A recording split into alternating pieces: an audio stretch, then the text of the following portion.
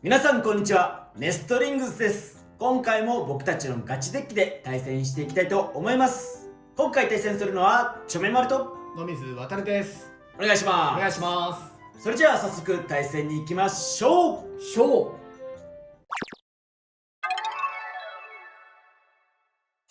はい、こちらがちょめまるのガチ 3on3 デッキになっております。前回からの変更点といたしましては、ファーストベイのホエールブラストのビットがローオーブからヘキサに変更してあります。ブラストのブレードが多分重いせいでローオーブがバーストするのかなと思って、今回は姿勢も安定しつつ持久もちょっと担保ができるヘキサに変更いたしました。それ以外の2機に関しましては前回の動画と同じなのでそちらをご覧ください。今回はこの3機でバトルをしていきます。はい、ということでこちらが今回私野水航が使用する 3on3 デッキになっております。ファーストベインがペガサスブラスト W660H です。以前の動画でも使用していた持久力がかなり強くてスピンフィニッシュを狙っていくペガサスブラストのカスタマイズになっております。ただビットを以前はボール B で使用していたんですが、今の環境で持久系のベイよりもアタック系のベイの方が多いんじゃないかなという点と、動画を撮影する前の対戦中に結構ボールがすっぽ抜けてバーストしてしまうなんていうことがあったので、今回はバースト耐性を上げるためにヘキサを選択しました。セカンドベインがエアロペガサス 760LR です。もう動画を見てる方は何回出てきたんだよと言われるようなカスタマイズになっております。エアロペガサスの姿勢を崩しやすいというちょっとした欠点を760と身長の低い LR を使用することである程度補い、アタックでオーバーやエクストリームを狙いつつも最後スピンフィニッシュも狙うことができるカスタマイズになっております。そしてサードベインがコバルトドラグーン 560E です。こちらももう見飽きたというようなカスタマイズになっておりますが、やはり相手の回転力をエレベートと左回転のコバルトドラグーンで吸収してスピンフィニッシュを狙っていくカスタマイズになっております。今回はこの3機でバトルしていきたいと思います。それではバトルに行きましょシュートポジションを決めるじゃんけんをします。最初はグー、じゃんけんぽい。こっちでお互いのファーストベイ、せーの、じゃん。う。ペガサスブラスト W660H、 ウィザードロット 360LR。 ファーストバトルレディーセット、3、2、1、ゴーシュ。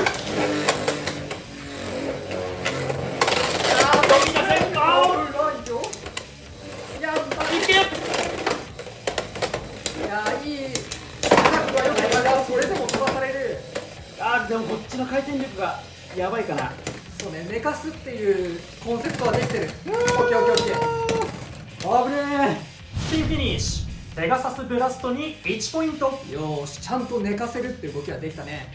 いやー、しっかりアタックは決めてったんだけどね、防がれたね。お互いのセカンドベイ、せーの、じゃん。エアロペガサス 760LR、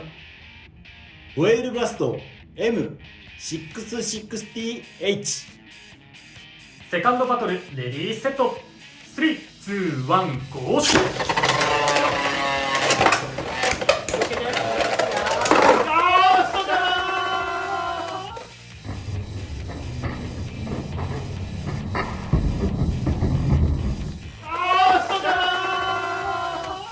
エクストリームフィニッシュ、エアロペガサスに3ポイント。ということでこの 3on3 バトルの勝者は野水航。いやー、いいとこで当たってくれた。いや、場所が悪かったね。ねえ、まあ何回もねエクストリームダッシュをすることでね、その試行回数を増やしたのはあるけれどもすっげえいいとこで当たった。 3on3 バトルの決着はつきましたが、最後の1機もやっていきます。お互いのサードベイ、せーの、じゃん。コバルトドラグーン 560E、 ドランフレーム T160W。 サードバトルレディーセット、3、2、1、ゴーシュ。あまり走らないでね。オッケーオッケーオッケーオッケーオッケーオッケー。そうそう、その動きがいい。頑張れるかな。さあ、あとは中央ちょっと良くないかもね。どうだ。もう当たりに行きたいよ。もう回転もらいに行きたいよ。綺麗に真ん中に入れないでもフレームだけ、フレームだね。綺麗に真ん中にいるからちょっと遅かったかもな、触りに行くの。いやーでもこっちカスタムラインだから。離れてかれるのちょっとね嫌だね。どれだけ回転力をちゃんともらえるかの勝負。寝ないで。立ってわあ、出ちゃったのは。立ってよスピンフィニッシュ。コバルトドラグーンに1ポイント。ーし、エレベートが強い。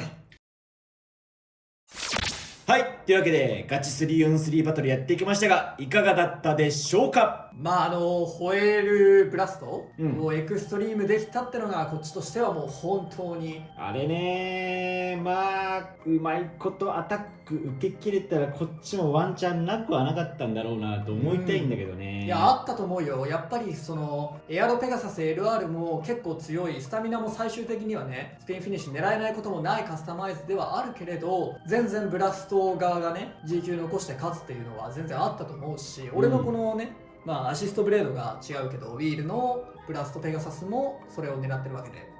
あそこはね惜しかったね。そうだね。飛んでなかったら分かんなかったかも。それこそ最初の1戦目ファーストバトルのウィザードロット対ペガサスブラストはこっちのねペガサスブラストが飛ばなかったから、オーバーとかに行かなかったから最後ワンポイント取れたなっていう感じではあったからね。こっちのロットね、すごいいいアタックはしてたんだけどね。うん野水氏のねペガサスブラストがウィールを入ってるっていうのもあるのかな、うまいこと。まあどうだろうね、でも正直ね受け切ったっていう感じよりはまあ一番強いところはすかせたって感じが強かったからまあ、そこはあったかなとは思うね。そして今回ねまあ、そっちのマッシブもそうなんだけど、まあ、こっちのねウィールも相手の姿勢を崩すっていうのがコンセプトの一つにあったから、まあ、ヘキサとウィールで綺麗にねウィザードロット終盤姿勢を崩して立ち上がれないような状態にして勝ったっていうのはコンセプト通り狙い通りの戦いができたかなとは思いますね。そうだね。まあ、今回ね前のねガチ対戦では B 使ってて歴史紹介の時にも言ってるかもしれないんですけど、結構こうアタックベイが多い環境かなと思ってて、まあボールだとバーストしてしまうっていうのもさっき動画前の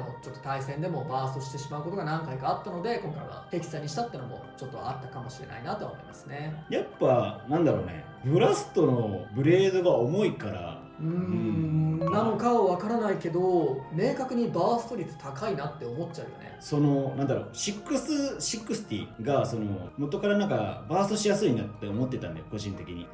でそのバーストがラチェットからのバーストじゃなくてビットが抜けてのバーストが多いから、ビットすっぽ抜けバーストマジで多い。660のせいではなく多分ビットのせいなんだよね。そうね、それこそ俺は760で普段使ってたから、さっきまでそのボールのカスタマイズでは、760でも全然ボールがすっぽ抜けて負けてしまうって場面結構あったんで、ちょっとねそのバーストしやすさみたいなところはもしかしたらたまたま今回そういうのが多いだけかもしれないけど、今時点では結構感じてるね。そうだよね。まあこれって前エアロペガサスが排出された時に俺がエアロペガサスを使い始めた時も同じ感想だったから、まあ、やっぱブレードが重いってのはそれだけバースト率はちょっと影響してくるのかなって思うところはあるし、余計ねもう40何グラムとか重くなれば重くなるほどその影響は大きくなるかもしれないなと思いましたね。というわけでこの動画が良かったらグッドボタンとチャンネル登録よろしくお願いいたします。それじゃあまた次の動画でお会いいたしましょう。バイバーイ。バイバイ。